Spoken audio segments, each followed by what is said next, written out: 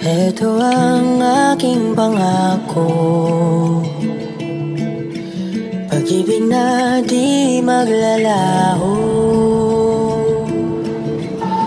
To be patient, to be kind and to be true, to love and to be loved by you.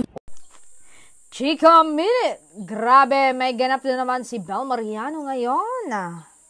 TV commercial na naman siya ngayon ayon sa paayuda ni Miss Vince at Miss Adrian sa kanilang IG story, diba? Bonggang ating Belinda Mariano, madaming ganap, madaming blessings na dumarating sa kanya.